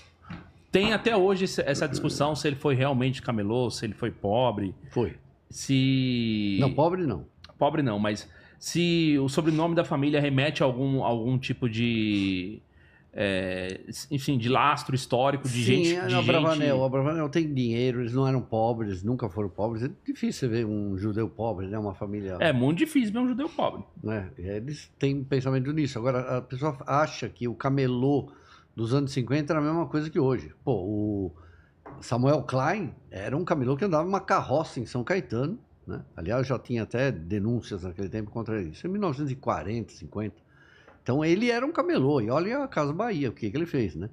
Então, o Silvio Santos realmente vendia, mas como que ele se tornou milionário? Porque é um cara que cuidava do dinheiro muito bem, né? Mas digamos, o Silvio Santos teve uma infância... Então, assim... Estudou, que eu saiba, em escola paga, nunca foi um miserável. As pessoas têm ideia errada disso. Não, ele não era de família rica, milionária. Não, rica não. Só que uma família de classe média, bem estruturada, escola particular. E os judeus têm o hábito de guardar dinheiro por gerações, né? Então eles tinham dinheiro, sabe? Não era. E ele vai ganhar dinheiro desde jovem, né? Tanto que lá na Balsa, que ele ficava no Rio de Janeiro, acho que na Guanabara... ele só vendia coisa, de repente ele cria um sistema de som dentro da Balsa para fazer propaganda. Ele vendia merchan na Balsa. Então, tinha a Balsa de Niterói, né? Se não me engano. Não sei. É Niterói para o Rio de Janeiro, não tinha ponte Rio-Niterói. Aí, a primeira profissão de locutor dele, porque ele já era camelô, ele cria um serviço de alto-falante, ele mais uma pessoa que eu não lembro, na Balsa, que fazia... fazia merchandising. Rio-Niterói. Então ele vendia anúncio. Então ele ficava na Balsa fazendo anúncio e pondo música. E ganhava bem com isso. Mas num dado momento a Balsa quebra. E ele fica sem o faturamento. E ele era camelô e também fazia o serviço de som na Balsa. Aí ele procura uma rádio, passa num concurso e lá numa seleção. Pra voz narrador, né? Aí começa a ser narrador, mas ele ganhava ainda mais como camelô do que trabalhando na Balsa naquele período. O camelô naquela época era tipo um comerciante. Um mascate que chama, né? Não é um mascate, né? Era camelô, ele vendia caneta, vendia tudo. O Samuel Klein vinha, comprava coisa lá no Brás e levava para São Caetano, ele vendia coisa, talher, vendia lençol, um monte de coisa. Então, para você ver, essa também é judeu. Os judeus têm uma tradição de comerciante. Tem a tradição com o dinheiro, que é evidente, e tem essa história de passa de pai para filho. Então, é curioso isso, né? Porque o judeu guarda dinheiro, vê como o Silvio Santos, e daí quando ele morre, ele deixa para a geração seguinte. Ele não é que nem eu, por exemplo, que torro o dinheiro e... mas o que traz o primeiro aporte de recurso grande para ele é o carnê do baú. Ele cria um título de capitalização. E essa criação do título que faz com que ele enriqueça muito. E passa a ter até um banco. Então, ele tinha programas em canais de televisão onde ele locava o horário no início da carreira. Globo. Na Globo. 10 horas por domingo. Ele trabalhava na Globo. E ele comprava o horário, vendia, né, o espaço e começa ali. Mas ele começa a faturar quando ele cria uma empresa de títulos de capitalização. Que, na verdade, quem criou foi o Manuel da Nóbrega. Manuel da Nóbrega, por qual ele era muito grato. E do caso também, a Receita Federal julgou ilegal e foi multar ele. Né? E ele contrata o auditor que veio multar ele. Para ser... Tem toda essa história. E ele começa o carnê do baú sem dinheiro nenhum. Aí coloca assim, previsão de arrecadação. Ele coloca lá um número lá para abrir a empresa, fictício, sem dinheiro nenhum. Como era bom vendedor, tinha programa de televisão, carnê isso, carnê aquilo. Isso deu muito dinheiro para ele. Quando ele começa a mexer com o sistema bancário, sistema de empréstimo, sistema de capitalização, e depois começa a vender muito, em seguida começa a conseguir comprar a televisão. O baú tinha né? uma coisa que é uma época de muita inflação. Então, por exemplo, a minha mãe fazia, vamos comprar um liquidificador no fim do ano e um aparelho de som. Só que a inflação era 20%, 30% ao mês. Lembra do overnight? O senhor não deve ter Eu conhecido. lembro do overnight. Então, quando chegava no final do carnê, a pessoa tinha pago um liquidificador e um aparelho de som, ela conseguia comprar 2 xícaras. E por causa disso, a Receita Federal meteu uma multa, porque isso é agiotagem, isso é crime contra a economia popular já tinha. Então, ele é autuado e acaba não acontecendo nada porque ele contrata o auditor fiscal. Então, isso tem livros que falam sobre isso. Um homem muito preparado que realmente fará falta para o cenário brasileiro, deixou exemplo, né? Você não vê... Isso daí foi ainda nos anos 60. 60. Então nos anos 60 ele já tava tipo... 60, 70, ele já estava bem. 69 ali ele já tem horário na Globo. Horário na Globo. Horário na Globo, Quanto... que ele comprava domingo, ele emprestava dinheiro para o Roberto Marinho, para a Globo. Porque é o seguinte, a Globo surge em 65, ela surge em 4º lugar de audiência, está quebrada. Aí os militares começam a ajudar a Globo, o Roberto Marinho se aproxima deles. Então, toda a Rede Globo chama Rede Globo, porque foi a primeira a usar as localizações da Embratel. A Embratel montava uma antena, eles também. Então, foi por isso que a emissora com mais peso. A Embratel ajudou muito o desenvolvimento da Globo no Muito. país. E daí, em 69, a Globo já ela começa como 4º lugar em audiência, e em 69 já é 1º lugar. E aí, antes de entrar esse dinheiro, o Silvio Santos empresta dinheiro a juros para o Roberto Marinho. Por anos. Judeu. Sabe mexer com dinheiro. Judeu é o dono do diamante, do ouro do mundo, dos bancos. Mas isso é uma coisa da cultura mesmo, né? Cultura. Então eles eram, digamos, parceiros de negócio. Porque um cedia o espaço para a Globo, sim. né? Da Globo pro Silvio Santos, e o Silvio Santos emprestava dinheiro também. E para você ver quanto dinheiro ele tem, que quando ele sai da Globo, ele compra a Tupi e a Record. Compra as duas. Ele compra as duas, só que não pode, teve que vender a Record depois. Né? Ele comprou ele teve esse problema e os militares que deram a concessão para ele. Os militares eram 2, teve que depois tirar uma, né, da Record. Paulo Machado de Carvalho que vendeu. E estava quebrada, ele comprou as 2 emissoras quebradas e ele teve que pagar dívidas. Então imagina quanto dinheiro esse cara tinha, já em 1970. Ele é muito grato ao Manoel de Nóbrega, que auxiliou ele, inclusive, financeiramente. Uma das maiores gratidões que ele tinha, o Silvio Santos, era com o Manoel de Nóbrega. Tem a história de que ele tomou posse do baú da felicidade sem... enganou o Manoel da Nóbrega. Tinha essas histórias. Mas eles terminaram bem, né? Terminaram. Terminaram bem e o filho tá dele lá, né? está lá até hoje. São sócios, na verdade, né? São sócios. O Carlos tem uma porcentagem participação. do SBT. Tem. Porcentagem do SBT? Tem, sim, tem. Acho Herança que tem. do pai, sim. Tem uma porcentagem ali Tem uma participação. do Carlos de O Nóbrega. Silvio Santos sempre grato ao Manoel de Nóbrega. Muito grato. Tem um grande desafeto na vida do Silvio Santos? Alguém que foi ali, digamos, um rival? Ou alguém que ele realmente não podia ver na frente? Não, eu sei que assim, ele não tolerava nenhuma desonestidade dentro e nem injustiça, né? Inclusive tem a história mandar embora, o câmera dele estava muito velho, isso acho que é já anos 80. Era o câmera dele, já tem mais de 75 e o guardador de carro estavam com ele. E o SBT lá, alguém mais realista que o rei, demite esses 2. Quando ele descobre, ele manda voltar, recontrata e manda indenizar os 2. Então, quem trabalhou no SBT, eu vou te falar, Júnior, 27 anos cobrindo só a mídia, nunca vi ninguém falar mal. Porque diz que era hora extra, tudo pago, adicional noturno, cesta básica, plano de saúde, ajuda para filhos de funcionário. Ele criou uma cultura que não existe na mídia. E outra coisa, você nunca viu o SBT fazer demissão em massa. Não existe na história. Você vê toda hora, a Globo faz passaralho, o Record faz passaralho. Agora o SBT nunca teve essa cultura, ele segurou até o fim. Tanto que na pandemia foi a última emissora a cortar salário dos funcionários. E ele trouxe pessoas que eram totalmente desconhecidas. transformou o Gugu num apresentador conhecido, o Portiolli e tantos outros que ele trouxe para perto dele que ninguém conhecia. Eliana.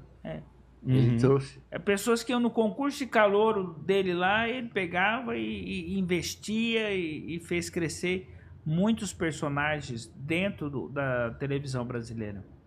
O próprio Jô Soares. Só explodiu com ele. Porque aquele programa do Jô Soares, naquele formato, né, depois do Era Vivo inédito, Gordo, era inédito. começou no SBT. Então, assim, ele fez com que o Jô Soares tivesse toda essa audiência que ele teve no programa do Jô, que começa no SBT, no momento que o Jô Soares rescinde com a Globo, lá no programa Vivo Gordo. É ofendido pelo Boni, publicamente. E o Jô Soares, embora o programa Vivo Gordo fosse muito interessante, por sinal, que saudade de Jô Soares, Chico Anísio, Costinha... Faça amor, não faça guerra. Costinha... Planeta dos Homens. E tantos outros maravilhosos desse. E ele vai pro SBT e ele fica realmente famoso, consagrado no SBT com o programa Jô Soares 11h30, né? E o Jô, inclusive, agradece muito o Silvio Santos. No Troféu Imprensa de 2019, ele fala, se não fosse você, eu não seria Exatamente. quem eu sou. Ele fala mesmo. Você que esteve lá no Troféu Imprensa quantas vezes? 8, 9, alguma coisa assim. O que você imagina, por exemplo, do... Troféu volta o ano que vem. Com a Patrícia. Volta com a Patrícia. Com a Patrícia? Ela que tá comandando o SBT agora? Não, é a Daniela Beirute. É a filha, quem é o CEO é a Daniela. Que é uma outra filha, a Patrícia é apresentadora, a Rebeca apresentadora. Acho que é isso. A Renata também trabalha no SBT, ela mexe com tecnologia, super. E ele conseguiu fazer uma sucessão muito bonita, porque colocou a filha no programa. As duas filhas, e a Patrícia tá indo muito bem, porque ela tá dando a mesma audiência que o pai. A Patrícia é muito simpática. Ela é muito... Ela só fala umas besteiras igual o pai, né? De vez em quando. Igual o pai. Igual o pai. O pai... Você acredita que se o Silvio Santos falasse as coisas que ele falava 10 anos atrás, 20 anos atrás, no dia de hoje, ele também estaria preso? Não acontecia nada. Mas ele foi acusado de ser misógino, fizeram boletim de ocorrência. Não, eu ouvi de racismo. Tudo. Então, é uma coisa que eu escrevi no Estadão. Antes da Globo ter toda essa lacrolândia aí, o primeiro beijo gay do Brasil na TV é no SBT. Uma novela, né? Novela da Luciana Vendramini, maravilhosa, e a outra, que eu esqueci o nome. Só penso na Luciana Vendramini. E a outra história é que ele foi o primeiro cara a levar trans dentro e tratar como colega de trabalho e colocar lá, porque eu não sei se você sabe, nunca nenhum homem assistiu o programa Silvio Santos, exceto os funcionários. É só mulher. Ele não permitia um único convidado homem, mas ele deixava a plateia dele sempre mulher. Por quê? Por que só tinha mulher na plateia? Era as colegas de trabalho. Eram as colegas, ele não queria, ele acha, porque assim, ele é muito carismático, gente. Antes por exemplo, todos os programas do Faustão, do Gugu, antes do apresentador entrar, entra um cara para fazer aquecimento, não sei se você sabe, entra tipo 10 minutos antes, e aí galera, uma pessoa qualquer da produção, Silvio Santos não precisava, ele entrava, parava, o pessoal amava ele, eu fiz até em 2019, a última pesquisa qualitativa que eu vi, ele tem dos 16 anos aos 90 anos de público, e da classe A, B, C, D e E. Então é muito difícil. Outra curiosidade, ele nunca fez propaganda de ninguém, a não ser das empresas dele. Da empresa dele. Tem duas histórias aí, históricas, que a JBS ofereceu para ele em 2018 100 milhões de reais para ele fazer uma propaganda igual aquela do Roberto Carlos. Se não me engano, o Roberto ganhou 40 milhões. Para fazer a propaganda de carne lá, né? Estou comendo a bisteca JBS. Ele recusou. Ele falou, não faço propaganda para ninguém. Uma vez teve uma marca de alguma coisa que era patrocinadora de um quadro e que ele falava de vez em quando o nome, mas só, porque era o quadro. Do quadro. Agora, o cara rejeitar 100 milhões para fazer uma campanha publicitária, né? É outra coisa do Edir Macedo, que quando estoura o Banco Pan-Americano, em 2012, o Edir Macedo, muito esperto, sabe que ele está quebrado, vai lá e oferece comprar 4 horas por dia, de segunda a domingo, segunda a segunda, do horário da madrugada, para colocar a igreja. E na época, 2012, ofereceu 400 milhões de reais. E ele falou, aqui não, minha TV é laica. Ele falou, se tivesse que colocar um programa de religião, seria um mosaico, provavelmente. Muito bom, interessante. Você vê, ele não aceitar toda essa fortuna. Então, ele teve princípios, né? De montar uma empresa que respeitava o funcionário. Hoje, olha o que a gente vê aí, né? Mas o que a gente vê é demissão mesmo, né? Passaralho. Na verdade, todo mundo fala da questão, por exemplo, do fim do Faustão na Globo. Ele disse que não ficou muito magoado, não. Né? Ele disse que entendeu. Ele falou, Faustão? Falou que eu ia comunicar a empresa que eu ia sair, que eu já tinha outro lugar para ir, e eles iam ficar me passando todo domingo lá. Vocês acreditavam mesmo nisso daí? Enfim. Ele disse que faz agora parte. Tá em paz com todo mundo. Tá em paz, né? o Faustão tá em paz. Mas os outros, meu Deus do céu. Ele não foi convidado até agora, né? Não, a Globo... A Globo fala do demitiu em Silvio março. Santos, mas não fala do Faustão. Não, é porque não dá, mas eu tenho certeza, né? O dia que ele partir também. A Globo nunca falou do Silvio Santos antes de ele morrer também. Ah, né? falava? Muito pouco. O Luciano Huck toda hora fala, não, porque nós temos que falar agora que você está falando isso, porque o Luciano Huck de um ano para cá começou a fazer tais homenagens, né? Então ele homenageou o Carlos Alberto de Nóbrega, homenageou não sei quem lá, e aí uma hora a Daniela Beruti falou, chega de homenagem, porque como não tem ninguém para homenagear ali, porque a pessoa que foi demitida da Globo não quer ser homenageada, e outra, a maioria morreu, né? O Tarcísio Meira da vida morreu, né? Vários... Sim. Então eles começaram aí, antes de você ouvir o Luciano Huck, nunca se citou o nome do Silvio Santos. Jamais. Nem no caso Pan-Americano. Eles falavam do Banco Pan-Americano. E aí, quando chega essa história do Banco Pan-Americano, o Edir Macedo tenta dar um pulo do gato. E depois vai o Valdemiro, também faz uma oferta aí milionária. Diferença que o Valdemiro não ia pagar e o Edir Macedo ia.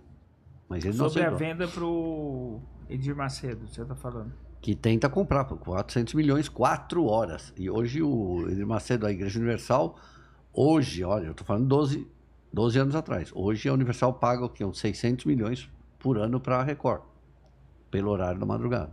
Tira de um bolso e põe no outro, né? É o mesmo dono. É muito bom esse negócio aí. O Silvio Santos, você falou ontem com um especialista na religião judaica, né? Michel Gavendo, meu amigo de...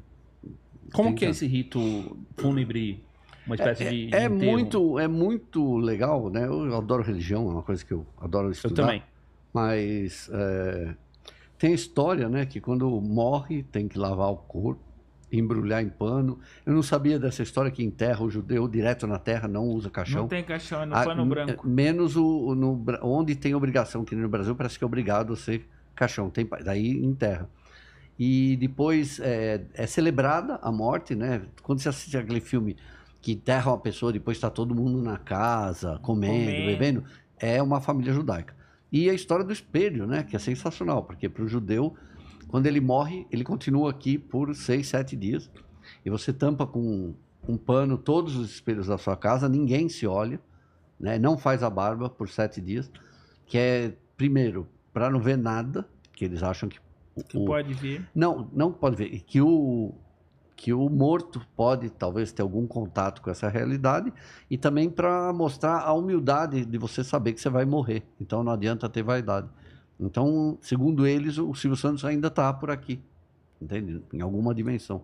Fica uns dias aqui dando um rolê. Uma transição. Acho que fica. E é legal, porque ele morreu num sábado, que é o dia mais sagrado para os judeus. Então diz que os judeus que morrem no sábado é como se fosse de outra hierarquia.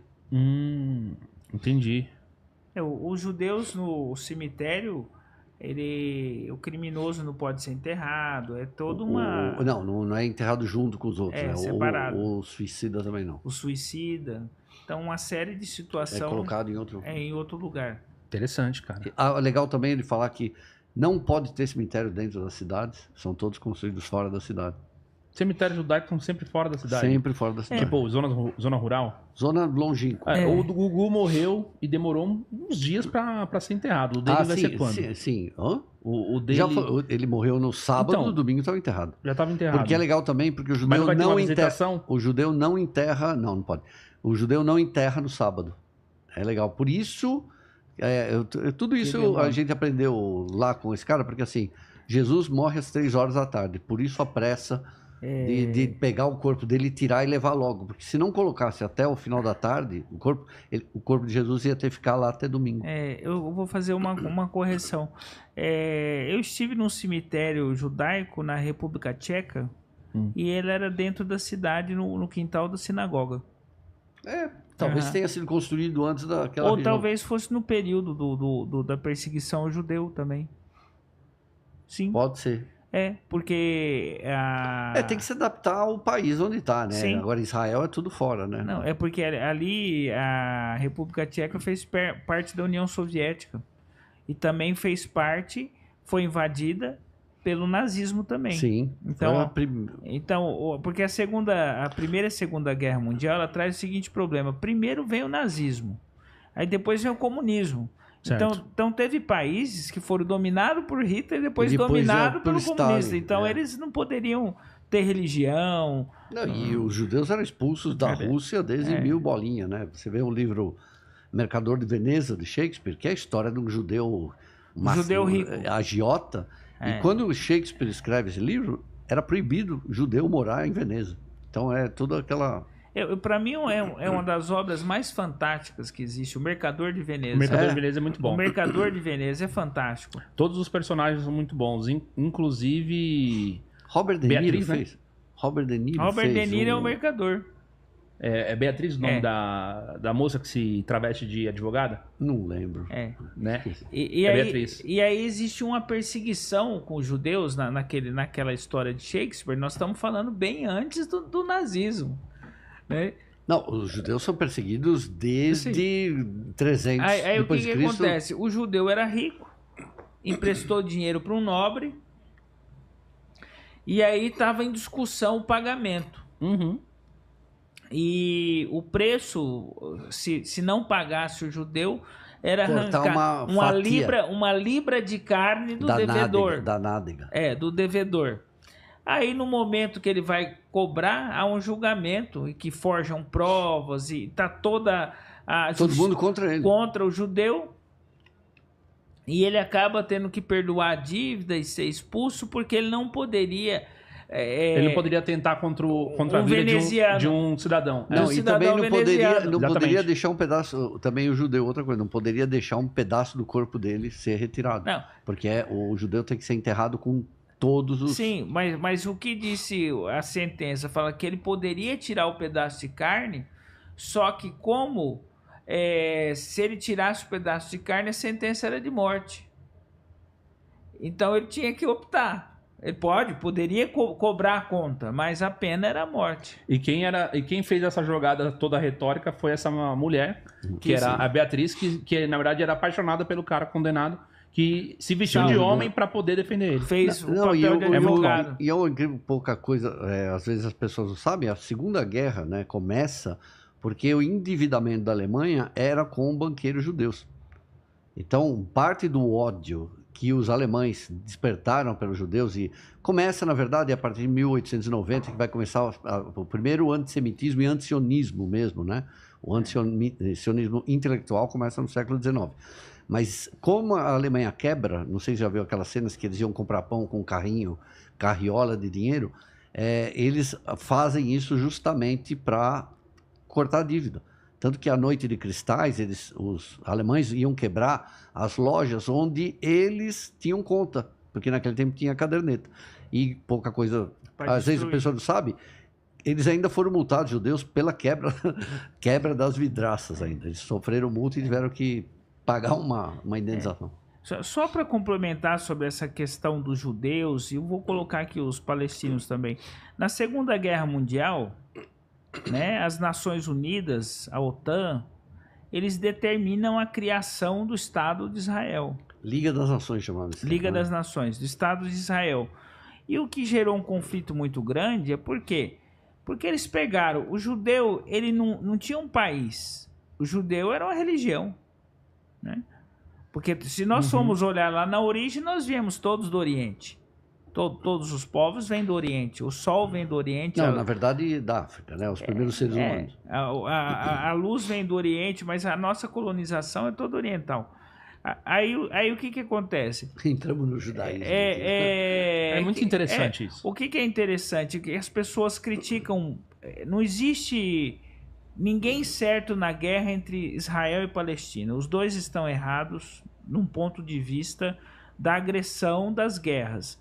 Mas do ponto de vista histórico, geográfico, Israel está no lugar errado. Então o que acontece? Por quê? Eu vou te explicar por quê. Porque o povo judeu, ele não era um país constituído. Pô, mas onde ele estava perseguido e assassinado, Não, mas tinha que se juntar a uma proteção. Mas tudo bem, mas aí eu vou e crio um Estado sobre um Estado que já existia. Não tinha nenhum Estado lá, doutor. Lógico que tinha, era o Império Otomano. Mas o Império Otomano se dissolve, daí Aí vem Turquia. Não, mas então, quando a Inglaterra vem assumir o lugar do Império Otomano, eles não conheciam nenhuma cultura, eles não tinham estudado religião, não tinha nada. Aquilo ficou uma zona. Sim, mas e tudo era separado em tribos. Sim, só que eu crio um Estado de Israel, que é um Estado patrocinado por muita gente, um Estado muito rico, no meio de um ambiente que é muito pobre. Então, Israel, por exemplo, a medicina é de primeiro mundo, o exército é de primeiro mundo e é um grande patrocínio mundial para Israel, enquanto não há um patrocínio para os árabes.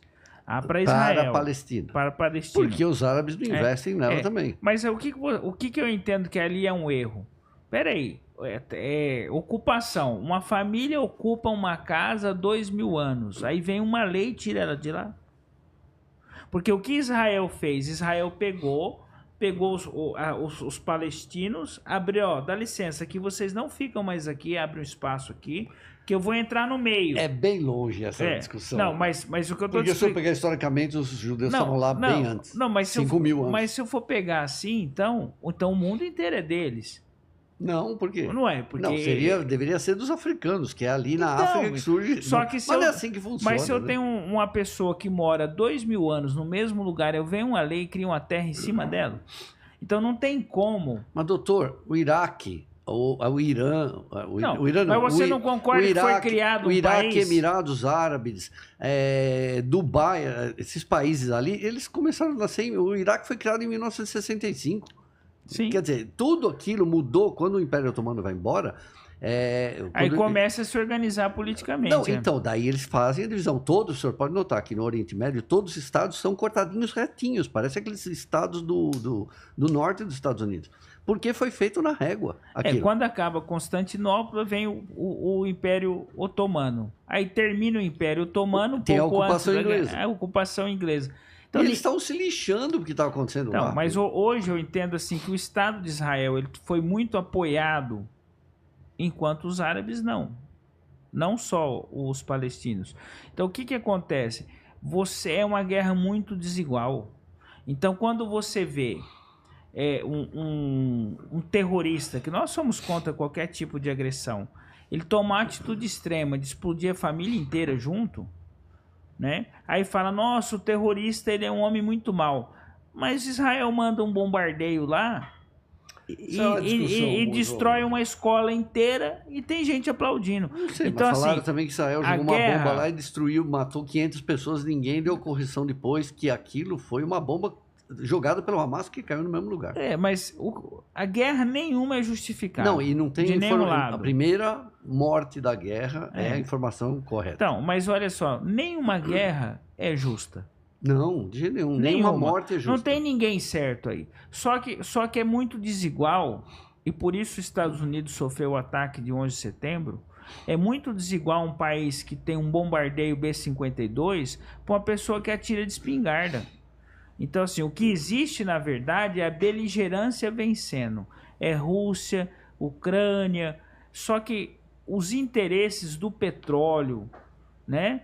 Os interesses capitalistas que movem as guerras, não é religião. E guerra contra o Iraque, por exemplo, dos Estados Unidos, foi feita com fake news. Guerra é o Fahrenheit lá, 11 de setembro.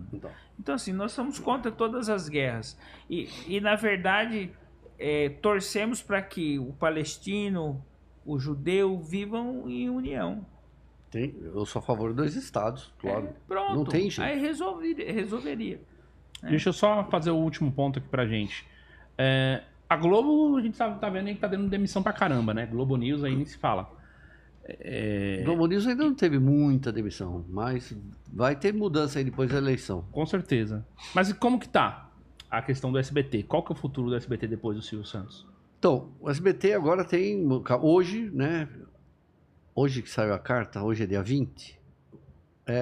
A Daniela estreou ontem, né? O streaming do SBT, mais SBT, que é gratuito. Vai ter uma TV só para criança, dentro disso daí. Tem todo o conteúdo, todas as novelinhas. Então é curioso que ele nasceu quando o SBT está fazendo 43 anos, no mesmo dia. Coincidência, né? E aí a Daniela Beruti já estava no cargo ali há 2 anos. O problema do SBT hoje é essa aposta em ter mudado completamente a programação de segunda a sexta. Então ela coloca ali esse programa Chega Mais, que é um horror. Qual que é o Chega Mais? Chega Mais é da Regina Volpato, lá do Paulo Matias, da Michelle. De manhã. Aquilo, Nossa, aquele programa é muito ruim, cara. É ruim. E eram 5 horas de programa por dia. Agora cortaram. Você vê, então esse programa é um fracasso de audiência e não está entrando propaganda nenhuma. Aí de tarde colocou o tal do Fora de Hora, que 1 mês a Cristina Rocha já tinha saído, que também é outro fiasco. Então, e de madrugada está colocando os podcasts lá, né, o Flow. Começaram até razoável, mas hoje se os SBT passasse lá Disney, os desenhos da Disney de madrugada, ia dar mais audiência. Então, o problema do SBT agora, ele ganha muito dinheiro, né, no YouTube. Ele fatura muito, muito dinheiro no YouTube. Vai manter a programação. Então, ele vai ter no YouTube, vai ter no streaming e vai ter na TV aberta. Então, ele... acho que, por enquanto, é a única emissora que está em todas as plataformas. Mas está sem dinheiro. Está difícil, né? Está caindo dinheiro porque, você vê, em 2017, a internet só tinha 17% da grande publicidade do Brasil. Esse ano vai chegar a 47%. Então, o dinheiro está saindo de lá. E no ano que vem a gente tem a TV, acho que isso tem que ser outro programa, né? A TV 3.0. Que vai começar no ano que vem, a implantação, que simplesmente vai transformar a TV aberta na internet. Então, o cara estiver assistindo na Globo, ele põe o cursor no seu boné, já aparece o preço, onde vende, ele já clica, já compra. E isso para a Globo vai ser muito bom, porque as pessoas compram muita coisa das mocinhas da novela, né? Sim, compram. Então, o SBT vai depender aí da TV 3.0, vai ter algum problema aí de audiência por muito tempo. Mas então a grade do SBT tá... Tá uma porcaria. O SBT, a Record tá com mais de 1,5 ponto de distância do SBT e demorou isso, olha, faz já uns 3, 4 anos. Eu acho muito difícil isso se reverter. Você vê, ela abriu 1,5 ponto de diferença, sendo que 6 horas do dia é a igreja que dá 0. Então, se a Record tivesse programação de madrugada, ela já tinha aberto uns 3 pontos contra o SBT. Mas, por exemplo, o SBT à tarde tá com aquele programa lá do Léo Dias lá. Não dá nada de audiência. Não dá nada? É 2 pontos. Quando dá 3, eles vão na Paulista aqui. Então o que salva o SBT é o futebol e o Danilo Gentili. E o final de semana com, enfim... Celso Portiolli. Sim, é isso daí que salva. O futebol é caro. Não, domingo o SBT tá ótimo. Tá bom, do jeito que tá bom. Segunda a sexta que a programação ficou ruim. Segunda a sábado. Tá ruim. E aí eu não sei como vai acontecer isso, vai ser complicado. Mas ela fez uma aposta, né, a Daniela? Então, TV é hábito, né? Lembra que a gente tá falando aqui? Se começar sempre a live no mesmo horário, você cria mais hábito. Mas não é fácil.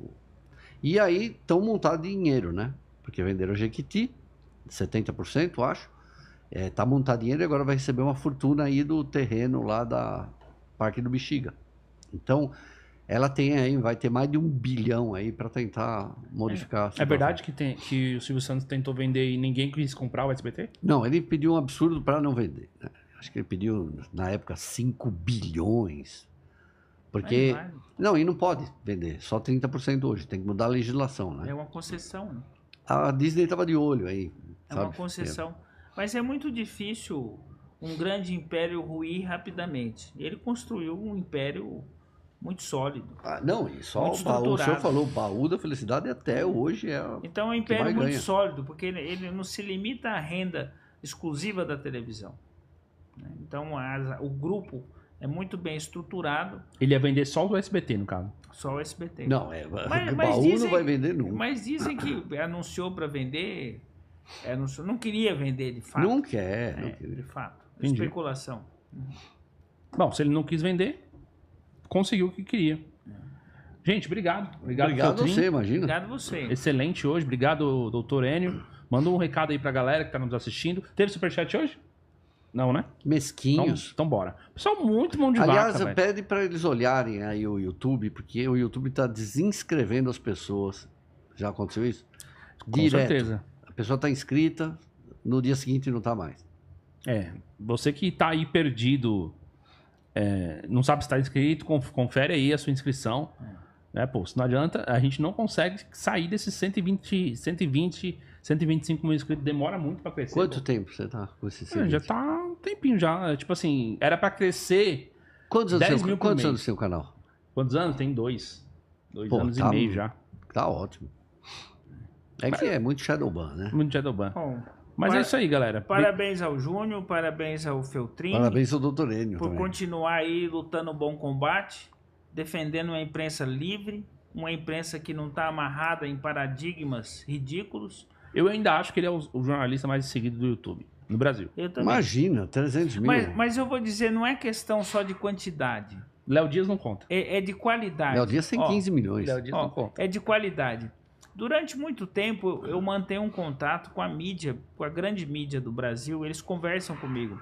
E eu vejo que ele é muito assistido por jornalistas, por formadores de opinião. Que não gostam de mim. Não, mas eles assistem o Feltrin, porque eles me perguntam as coisas que o Feltrin publica. Então, assim. Mas não repercute, mas, né? mas não é só. Quando é conveniente, repercute, Ah, né? é verdade. Mas é raro. Mas assim. Já sei. O Feltrin é assistido por um grau muito alto de pessoas de influência. Concordo, gente de mídia, né? Gente de mídia. Então ele não tem só um público de 300 mil de pessoas desavisadas. É um público muito bem selecionado. Apesar que tem umas que vão lá só pra paquerar ele, Para! né? Pra mostrar a Tem isso sandália. também. A sandália romana, Eu já Sandália expliquei. gladiador. gladiador. Não enche o saco, vocês ficam falando essa besteira. São os olhos azuis. Não, eu já falei São que os olhos azuis. eu contratei um cara, né, da Argentina, que é um cara que é de diretor mesmo de TV, e assim, ele me remoçou no vídeo, né, porque se a pessoa olhar mesmo assim, fala assim, puta merda, né, mas parece que até a pele melhorou, mas eu sempre explico, isso aqui é como um Photoshop, não é verdade, né. Boa né? desculpa. Gente, obrigado. Obrigado, Redcast vai ficando por aqui. Mais uma vez agradeço aqui aos nossos convidados. Espero que vocês tenham gostado do bate-papo de hoje. Ficou até o final, já sabe, né? Comenta aí. Silvio Santos, Shed. Pra gente ter certeza que você acompanha esse bate-papo aqui até o final. É isso aí, galera. Bom, o Redcast vem amanhã. Amanhã nós temos Ocultismo e Sociedades Secretas com Vic Vanilla, tá bom? A gente se vê aí. Ixi. Forte abraço. Valeu.